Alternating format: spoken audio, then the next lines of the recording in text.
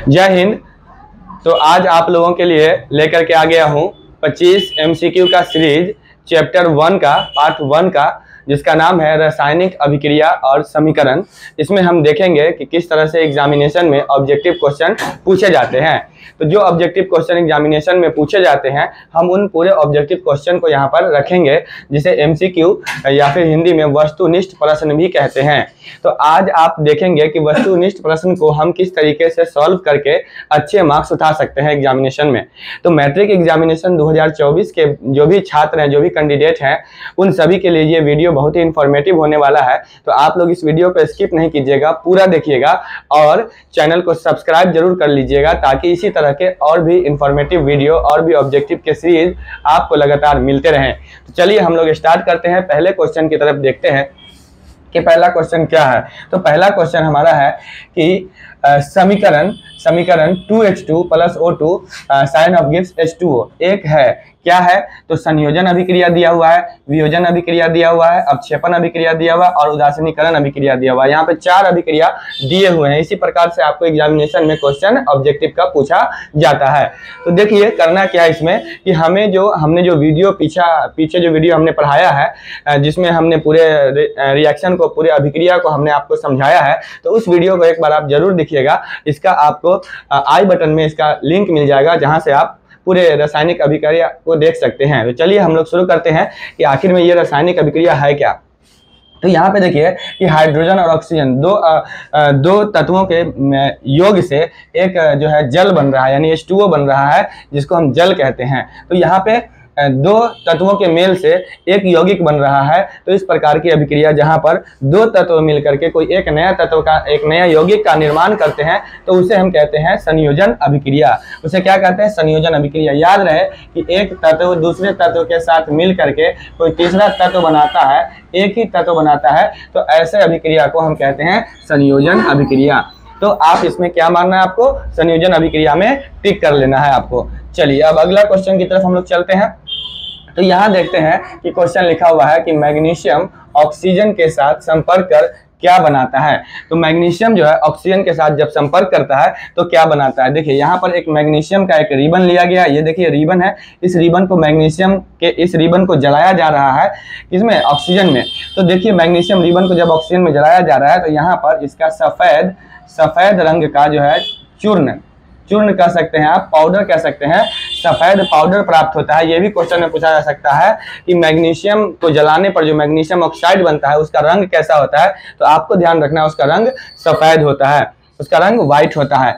और जलने पर जो है तीव्र प्रकाश निकलती है, आंख को चुंदिया देने वाला लाइट निकलता है जब मैग्नीशियम रिबन को जलाया जाता है। तो इस सबको भी आपको ध्यान में रखना है। और बनता क्या है? तो ऑक्सीजन से संपर्क करने पर मैग्नीशियम ऑक्साइड बनता है। क्या बनता है? मैग्नीशियम ऑक्साइड बनता है। तो इसका आंसर हो गया, आपको आंसर बी हो गया, मैग्नीशियम ऑक्साइड। इस आंसर को आपको याद रखना है कि मैग्नीशियम ऑक्साइड बनता है मैग्नीशियम और ऑक्सीजन के अभिक्रिया के बाद। चलिए अगले क्वेश्चन पे हम लोग चलते हैं। तो यहाँ पर देखिए कि श्वसन कैसी रासायनिक अभिक्रिया है। ये पूछ रहा है कि श्वसन कैसी रासायनिक अभिक्रिया है। तो यहाँ पर आपको समझने के लिए हमने दिया है कि यहाँ पे देखिए किस तरह से दिया हुआ है। यहाँ पे देखिए ग्लूकोज है और ऑक्सीजन है। इसका आप उल्टा रिएक्शन हमने दिया है, इसलिए दिया है कि ग्लूकोज और ऑक्सीजन के रिएक्शन के पश्चात यहाँ पे सेल्यूलर रेस्पिरेशन का मतलब होता है आपका श्वसन। क्या होता है? श्वसन। तो श्वसन की क्रिया के बाद क्या बनता है? कार्बन डाइऑक्साइड और वाटर बनता है। और साथ में जो है ATP यानी एडेनोस ट्राइफॉस्फेट नाम का जो है ऊर्जा करेंसी जिसको बोलते हैं, इसको हम ATP को हम लोग ऊर्जा करेंसी भी बोलते हैं, ऊर्जा करेंसी, ठीक है, एनर्जी करेंसी के रूप में इसको जाना जाता है। और हीट निकल रहा है, तो हीट जब निकलता है तो ऐसी अभिक्रिया को हम क्या बोलते हैं? ऊष्माक्षेपी अभिक्रिया। जिस अभिक्रिया में हीट निकल रहा हो उस अभिक्रिया को याद रखना है। यानी कि हीट का मतलब हो गया आपका ऊर्जा। हीट का मतलब क्या हो गया? ऊर्जा। तो ऊर्जा निकल रही है यानी ऊष्मा निकल रही है, तो इसे हम क्या कहेंगे? ऊष्माक्षेपी अभिक्रिया। लेकिन अगर फोटोसिंथेसिस यानी कि आपको प्रकाश संश्लेषण दे दिया जाए कि प्रकाश संश्लेषण कैसी अभिक्रिया है, प्रकाश संश्लेषण कैसी अभिक्रिया है, तो आपको याद रखना है कि प्रकाश संश्लेषण कैसी अभिक्रिया है। तो ये जो है ऊष्मा शोषी अभिक्रिया है, क्योंकि देखिए इसमें जो है हीट एनर्जी यानी सोलर एनर्जी के रूप में इसको एब्जॉर्ब होता है, तब जाके जो है प्रकाश संश्लेषण की प्रक्रिया होती है और उसके फलस्वरूप ग्लूकोज और ऑक्सीजन बनता है। तो इसमें क्या होता है कि यहाँ पर ऑक्सीजन निकलता है, ठीक है। यहाँ पर जो है श्वसन में जो है ग्लूकोज के साथ ऑक्सीजन का संपर्क होता है और उससे हमें ऊर्जा मिलती है। तो श्वसन की प्रक्रिया याद रखना है आपको कि उसमें क्षेपी अभिक्रिया होती है। चलिए हम लोग अगले क्वेश्चन की तरफ चलते हैं। तो यहाँ पर है, क्या कॉपर आयरन से अधिक अभिक्रियाशील है या क्रियाशील है? इस तरह के अगर आपको क्वेश्चन देखने को एग्जामिनेशन में मिलते हैं तो आपको ये वाला जो टेबल है ये आपको ध्यान में होना चाहिए, जिसका ऑलरेडी हमने एक शॉर्ट्स बना करके डाला हुआ है, जिसमें ट्रिक है कि आप इसको किस तरीके से याद रखेंगे। तो एक बार मैं बता दूं आप लोगों को, केदारनाथ का माली आलू जरा फीके पकाता है, कौन है जी आगे आओ। तो ये चीज जो है ट्रिक है, जिस ट्रिक पर आप इसको आसानी से ध्यान में रख सकते हैं। तो क्या बोल रहा है कि क्या कॉपर आयरन से अधिक अभिक्रियाशील है या क्रियाशील है? तो देखिए ऊपर की तरफ क्रियाशील बढ़ता है और नीचे की तरफ क्रियाशीलता घटता है। तो यहाँ देखिए क्या है कि कॉपर आयरन से, तो आयरन आप देख रहे हैं कि यहाँ पे है और कॉपर कहाँ पर है? कॉपर यहाँ पे है। तो अधिक क्रियाशील हुआ कि कम क्रियाशील हुआ? तो कॉपर जो है आयरन से देखिए नीचे की तरफ है, तो नीचे की तरफ जो तत्व होता है, जो भी नीचे की तरफ तत्व है, जिससे भी नीचे है वो उससे क्या है? कम अभिक्रियाशील है। ऊपर वाले तत्व अधिक अभिक्रियाशील है। तो यहाँ पर आंसर क्या हो जाएगा? क्या कॉपर आयरन से अधिक अभिक्रियाशील है या क्रियाशील है? तो आंसर होगा नहीं, क्योंकि आयरन ज्यादा क्या है? अभिक्रियाशील है। आयरन ज्यादा रिएक्टिव मेटल है, कॉपर क्या है? लेस रिएक्टिव है, यानी कि कम अभिक्रियाशील तत्व है। तो चलिए आंसर इसका हो गया आपका नहीं। अगले क्वेश्चन पे चलते हैं। अगला क्वेश्चन है कि कैल्शियम कार्बोनेट को तोड़ने पर कैल्शियम ऑक्साइड और कार्बन डाइऑक्साइड प्राप्त होता है, यह किस प्रकार का अभिक्रिया है?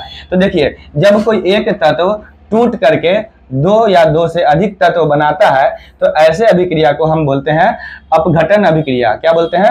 अपघटन। तो अपघटन तो इसमें नहीं है, तो इसका दूसरा नाम जो है वियोजन भी है। क्या है? दूसरा नाम इसका वियोजन है।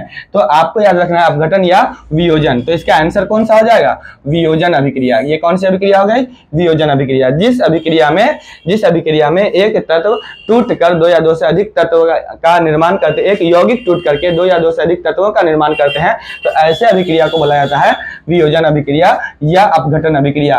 और अपघटन अभिक्रिया आपको बताया था 3 प्रकार का होता है।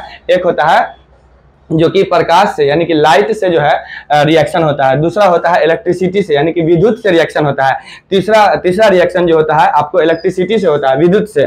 ठीक है, तो यहाँ पर आपने देखा कि इस तरह से रिएक्शन जो होते हैं उनको हम बोलते हैं उसको हम बोलते हैं वियोजन अभिक्रिया। ठीक है, उसको वियोजन या अपघटन अभिक्रिया कहते हैं। चलिए अगले क्वेश्चन पे हम लोग चलते हैं। तो यहाँ हम देखेंगे कि कॉपर ऑक्साइड है और हाइड्रोजन है, इन दोनों के रिएक्शन के बाद कॉपर और जल बन रहा है। तो ये किस प्रकार की अभिक्रिया है? तो यहाँ पे देखिए कि यहाँ पे जो है कॉपर ऑक्साइड से ऑक्सीजन क्या हो रहा है? अलग हो रहा है, और हाइड्रोजन के साथ क्या हो रहा है? जुड़ रहा है। तो यहाँ पे ऑक्सीडेशन और उपचयन और अपचयन दोनों अभिक्रिया हो रही है, यानी ऑक्सीडेशन और रिडक्शन दोनों अभिक्रिया हो रही है। इसलिए इसका आंसर हो जाएगा रेडॉक्स। रेडॉक्स के बारे में हमने बताया था कि रेड से रिडक्शन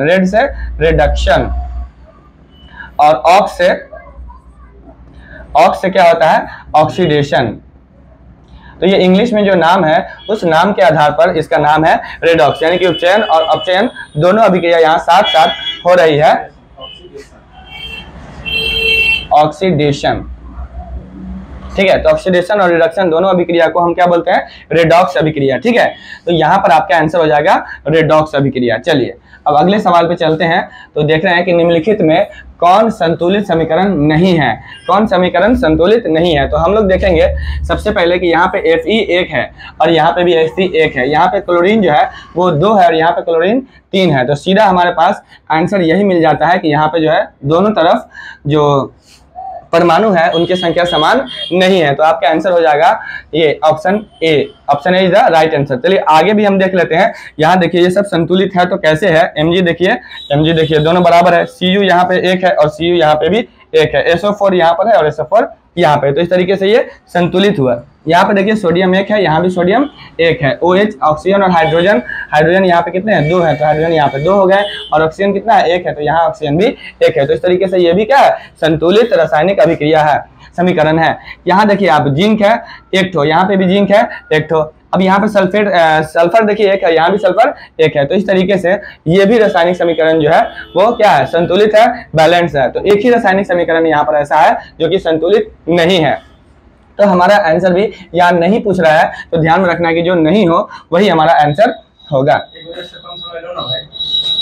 अब आगे जो है इस शरीर में भोजन का पचना किस प्रकार की अभिक्रिया है, तो यहाँ देखिए ऑक्सीकरण दे रखा है, अवकरण दे रखा है, संयोजन दे रखा है, वियोजन दे रखा है। तो देखिए शरीर में जो भोजन जो पचता है तो उसमें ऑक्सीजन की जरूरत होती है। आपने पढ़ा होगा कि जब भोजन हमारे शरीर में जाता है तो हम जब सांस लेते हैं तो सांस लेने के बाद जो ऑक्सीजन जाता है उस ऑक्सीजन के साथ उसका रिएक्शन होता है और फिर हमें ऊर्जा मिलती है। तो किस प्रकार की अभिक्रिया हो गई, ऑक्सीकरण अभिक्रिया। किस प्रकार की हो गई, ऑक्सीकरण अभिक्रिया आपका इसका सही जवाब हो गया।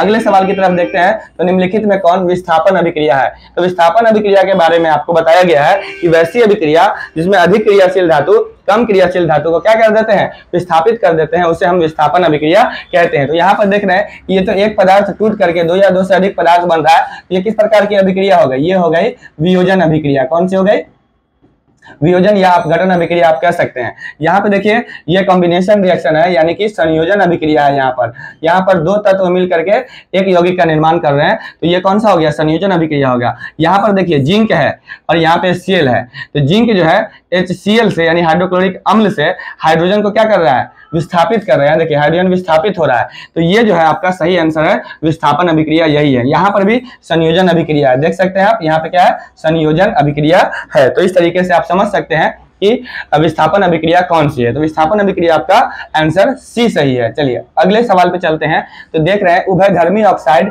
का एक उदाहरण है। तो उभयधर्मी ऑक्साइड कौन होता है, वैसे ऑक्साइड जो एसिड और बेस दोनों के साथ अभिक्रिया करते हैं, यानी कि अम्ल और क्षार दोनों के साथ अभिक्रिया करते हैं, तो उसे हम कहते हैं उभयधर्मी ऑक्साइड। तो उभयधर्मी ऑक्साइड जो हमारा है Al2O3 यानी कि एल्युमिनियम ऑक्साइड, क्योंकि सोडियम ऑक्साइड, मैग्नीशियम ऑक्साइड और ये जो है आपका फेरिक ऑक्साइड, ये तीनों जो है, ये तीनों आपका है कैसा है, अम्लीय है कि क्षारीय है, तो ये जो है क्षारीय है, ये क्षारीय ऑक्साइड है।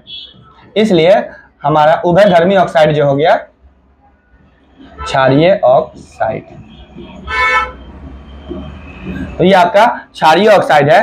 तो आपका उभयधर्मी ऑक्साइड कौन सा हो गया, एल्युमिनियम ऑक्साइड। ये उभयधर्मी ऑक्साइड है क्योंकि ये अम्ल और क्षार दोनों के साथ अभिक्रिया कर सकते हैं। आगे देखते हैं हम लोग, अगले सवाल पे चलते हैं। निम्न में से कौन ऑक्सीकारक है। ऑक्सीकारक का मतलब होता है जो ऑक्सीकरण की अभिक्रिया को कराने में मदद करते हैं। तो यहाँ पे देखिए हाइड्रोजन है, तो हाइड्रोजन जब जुड़ता है तो उसको हम बोलते हैं ऑक्सीडेशन नहीं बोलते, उसको हम बोलते हैं रिडक्शन, क्योंकि हाइड्रोजन का जुड़ना रिडक्शन होता है और ऑक्सीजन का जुड़ना जो है वो ऑक्सीडेशन होता है। तो देखते हैं कि जो ऑक्सीडेशन कौन करा सकता है, कौन किसी को ऑक्सीजन दे सकता है। तो देखिए इसके पास तो ऑक्सीजन है नहीं, इसके पास भी नहीं है, इसके और इसके पास ऑक्सीजन है। तो ये जो कार्बन मोनोऑक्साइड है, ये तो इसको खुद ऑक्सीजन चाहिए कार्बन डाइऑक्साइड बनाने के लिए, तो यहाँ पे ऑक्सीजन जो है हमारा राइट आंसर हो जाएगा। अगले सवाल पे चलते हैं, देखते हैं सिल्वर क्लोराइड का रंग कैसा होता है। तो काला, पीला, हरा या श्वेत। तो आप देखिए सिल्वर क्लोराइड का रंग कैसा है, श्वेत है। श्वेत मतलब होता है सफेद। क्या होता है, सफेद। सफेद, आप इसे उजला भी समझ सकते हैं, कैसा होता है, उजला। इंग्लिश में लिख देते हैं व्हाइट। तो व्हाइट रंग का होता है कौन सा, सिल्वर क्लोराइड का रंग। ध्यान में रखना है आपको कैसा होता है। हमने फोटो इसलिए दे रखा है कि आपके ध्यान में, आपके माइंड में रहे कि हाँ सर ने पढ़ाया था सिल्वर क्लोराइड के रंग के बारे में, और वहां पर व्हाइट कलर का जो है पाउडर था, जिससे आपको याद रहेगा कि इसका रंग जो होता है वो श्वेत रंग होता है। तो आंसर डी आपका सही होगा। आगे देखते हैं सिल्वर आयोडाइड का रंग कैसा होता है। ये सब जो है ऐसे क्वेश्चन है जिससे एग्जामिनेशन जो एग्जामिनेशन कंट्रोलर जो होते हैं, जो एग्जामिनेशन का पेपर जो लोग सेट करते हैं, तो वो इसी तरह के क्वेश्चन को यहाँ एग्जामिनेशन में आपके डालते हैं। तो इस तरह का क्वेश्चन जो है आपको पता होना चाहिए, आपको मालूम होना चाहिए कि रंग कैसा होता है। रंग से भी क्वेश्चन आते हैं, कलर से भी क्वेश्चन आते हैं। तो देखिए सिल्वर आयोडाइड जो है ये आपका सिल्वर आयोडाइड का क्रिस्टल है, यानी कि इसका जो है पाउडर है। आप देख सकते हैं कि इसका रंग कैसा है, इसका रंग है पीला। इसका रंग कैसा है, पीला, हरा नहीं है, इसका रंग पीला है। ठीक है, चलिए आगे हम लोग देखते हैं। तो यहाँ पर है कि सिल्वर क्लोराइड को धूप में रखने पर क्या प्राप्त होता है। तो देखिए सिल्वर क्लोराइड जो है, सिल्वर क्लोराइड हमारा AgCl, ये व्हाइट कलर का है। जब इसको हम सनलाइट में रखते हैं तो हमें क्या प्राप्त होता है, सिल्वर और क्लोरीन प्राप्त होता है। तो यहाँ पे सिर्फ सिल्वर दे रखा है, तो आंसर कौन सा हो जाएगा, बी, यानी कि सिल्वर। चलिए आगे देखते हैं सवाल। अगले सवाल पर हम चलते हैं।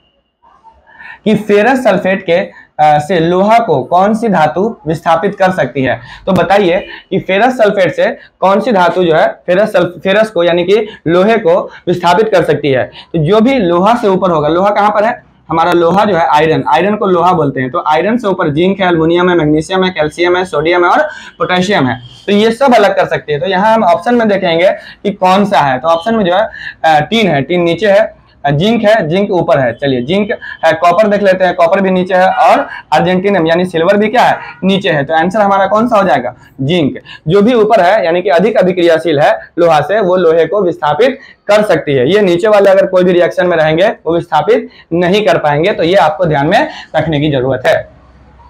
अगला क्वेश्चन हम लोग देखते हैं। यहाँ पे पीबीओ यानी लेड ऑक्साइड कार्बन के साथ रिएक्ट करके लेड को अलग कर दे रहा है और कार्बन मोनोऑक्साइड बना दे रहा है। तो इस प्रकार की जो अभिक्रिया है इसमें क्या हो रहा है, क्या पीबीओ यानी कि पीबीओ जो है यानी कि लेड ऑक्साइड जो है ये ऑक्सीकृत हो रहा है। ऑक्सीकृत का मतलब कि जिसका ऑक्सीडेशन होता है, जिसका उपचयन होता है, उसको बोलते हैं ऑक्सीकृत होता है। तो यहाँ पर पीबीओ ऑक्सीकृत नहीं हो रहा है, पीबीओ ऑक्सीजन को छोड़ रहा है यानी कि पीबीओ का रिडक्शन हो रहा है। तो चलिए देखते हैं कि सी क्या ऑक्सीकारक है। सी कुछ ऐसा चीज को छोड़ रहा है जिससे ऑक्सीडेशन हो सके, नहीं, सी तो अकेला है। सी अवकारक है, जी हाँ सी अवकारक है। सी क्या है, अवकारक, क्योंकि सी जो है, सी का क्या हो रहा है, ऑक्सीडेशन हो रहा है और जिसका ऑक्सीडेशन होता है वो अवकारक कहलाता है। ठीक है, तो ये आपका आंसर सी हो जाएगा। ये रेडॉक्स अभिक्रिया नहीं है जी, ये रेडॉक्स अभिक्रिया है।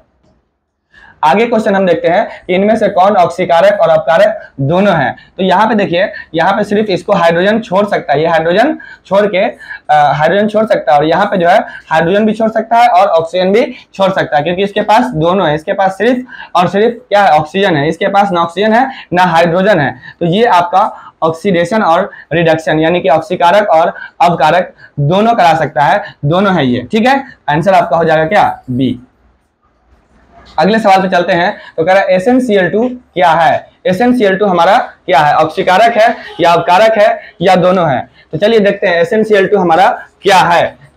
SnCl2 हमारा क्या कर सकता है, क्लोरीन को छोड़ सकता है यानी निगेटिव को छोड़ सकता है। तो ये क्या हो जाएगा, अवकारक हो जाएगा। क्या हो जाएगा, अवकारक। चलिए अगले सवाल पे हम लोग चलते हैं। तो देखते हैं रासायनिक रूप से जंग है।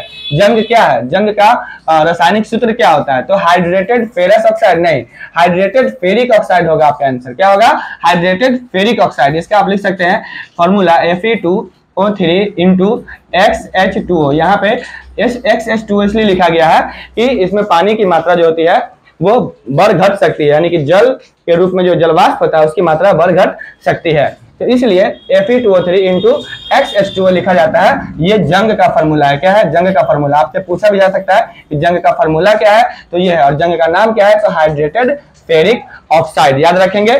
चलिए अगले क्वेश्चन पे हम लोग चलते हैं। तो देख रहे हैं उदासीन ऑक्साइड के उदाहरण कौन है। उदासीन ऑक्साइड यानी कि जो न अम्लीय ऑक्साइड है ना ही क्षारीय ऑक्साइड है, उसे हम बोलते हैं उदासीन ऑक्साइड। तो कैल्शियम ऑक्साइड जो है ये आपका क्षारीय ऑक्साइड है। कैसा है, ये क्षारीय है। कार्बन डाइऑक्साइड ये जो है अम्लीय है, क्योंकि ये अम्ल बनाता है, कार्बोनिक अम्ल। और ये जो है MgO ये भी आपका क्या बनाता है, ये भी ये क्षारकीय है, ये क्षार बनाता है। ठीक है, और H2O ये पानी है। पानी क्या है, न ही अम्लीय है और न ही क्षारीय है। तो इसका मतलब कि उदासीन है। उदासीन हो गया आपका पानी। पानी का जो pH वैल्यू होता है, इसका जो pH होता है पानी का वो 7 होता है। और 7 pH वैल्यू वाला न ही अम्लीय होता है और न ही क्षारीय होता है, बल्कि उदासीन होता है। चलिए अगले क्वेश्चन पे हम लोग चलते हैं। तो अगला क्वेश्चन है हमारा, निम्न में कौन ऑक्सीकरण की क्रिया नहीं है। दहन, श्वसन, पाचन और अवक्षेपण। देखिए दहन में भी ऑक्सीजन का जरूरत पड़ता है, श्वसन में भी ऑक्सीजन लेते हैं और पाचन में भी ऑक्सीजन की जरूरत होती है। श्वसन का ही ऑक्सीजन जो जाता है तो पाचन में वो मदद करता है। इसलिए ये तीनों जो है ऑक्सीकरण की क्रिया है। तो ऑक्सीजन की क्रिया कौन नहीं है, ऑक्सीकरण की, तो ऑक्सीकरण की क्रिया अवक्षेपण नहीं है।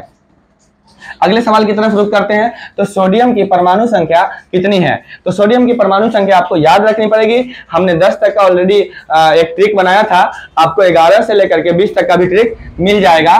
तो इसकी जो परमाणु संख्या होती है, सोडियम की परमाणु संख्या 11 होती है, ये सब नहीं होती है। तो 11 जो है सोडियम की परमाणु संख्या होती है। तो 1 से 20 तक आप परमाणु संख्या याद रख लेंगे तो इस परमाणु संख्या से रिलेटेड जो भी क्वेश्चन रहेगा वो आपका आसानी के साथ बन जाएगा।